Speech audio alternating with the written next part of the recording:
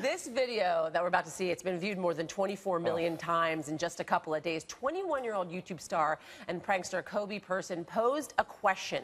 How easy is it for a pedophile to pick up an underage child using social media? Yeah, Person made this fake Facebook profile that you see there, posing as a 15-year-old boy.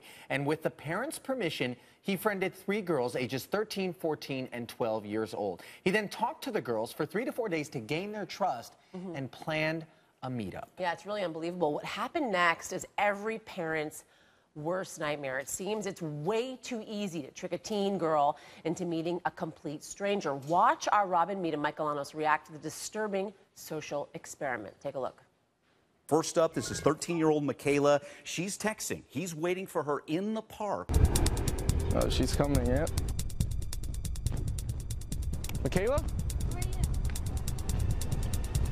From Facebook. Remember? Michaela, are you crazy? Are you out of your mind? Sorry. He could have been a rapist. He could have been a pedophile. Why would you do this? Sorry. This is 14-year-old Jenna. She even gets in the stereotypical unmarked white van. No. Let's watch that one. Okay. Let's see someone. Can't believe this. Are you Daniel's brother? Yeah. Hop in. He's in the back over here.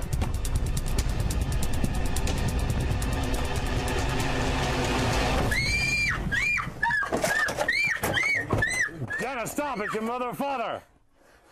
Jenna, look, turn around. Turn around. Turn around. How could you dare go into a stranger's car? What are you thinking? Oh, that last video is easily the most disturbing of the 3. Our own Christy Paul joins us now. Christy, of course, you're a mom. You've worked for many years with the National Center for Missing and Exploited Children. What was your reaction when you watched this video? Truly, I cried.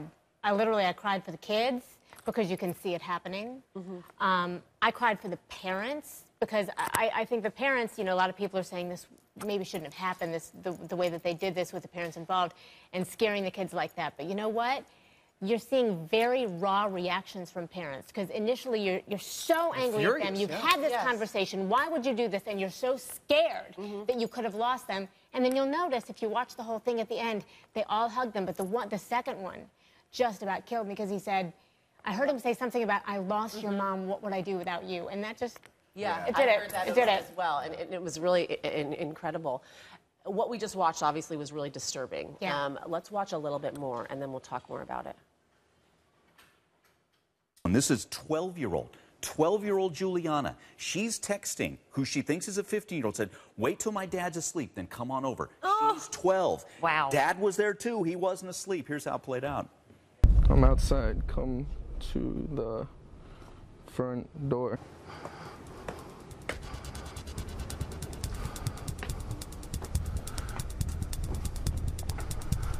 Are you ready? Some chill.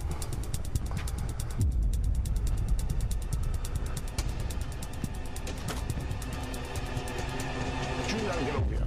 Get over here. What's wrong with you? What's wrong with you?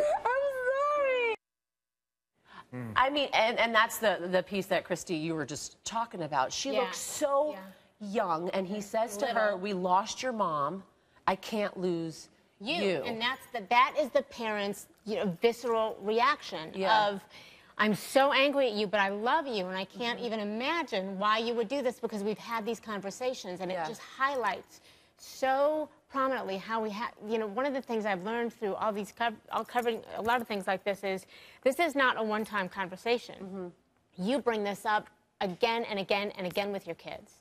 I mean, it is a constant conversation that you have. It's not one time. And so many of the parents thought their kids weren't actually going to show up. Because they've had the conversations.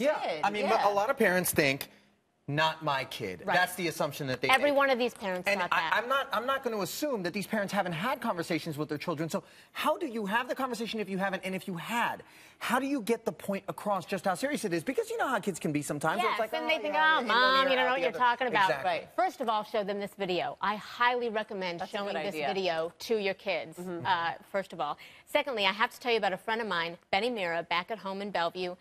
His 13-year-old wanted a Facebook page. He said, okay, you can have a Facebook page, except that he has access to everything. Before you open it up, you have to write me a 6-page report on what happens to kids when they go missing because they met somebody online, when they bully kids online, when they send photos online and then they end up getting arrested for something that they did. So when a kid has to sit down and do the research and write a paper, they absorb it. They will absorb that information. And I thought that was one of the smartest things he could have done, and I can tell you my kids will be doing the same thing. And in a way, holding them accountable. Right. Right? Some people think they went too far. I want to read one comment to you. It says, you have caused these poor young girls much distress and emotional harm. Shame on you, Kobe person. This is the wrong way to be teaching girls a lesson. You think they went too far? You know, I have a friend on Facebook who is also a counselor, and she emailed me and said, I have some issues with this as well. However, I think the majority of people who see this say, you know what? If this is what it takes to get through to them, then this is what it takes to get through to them. Better this than they're gone and you never see them again. However, I would like to have a conversation with somebody about trust because there may be a fractured trust. I got to say, with parents and it kids all after starts, this. obviously, a lot of parents didn't grow up in the age of social media, so they're inexperienced, but watch this Unfamiliar video, please. territory for sure. Yeah, Christy Paul, thank you so much for joining us. Thanks, Christy.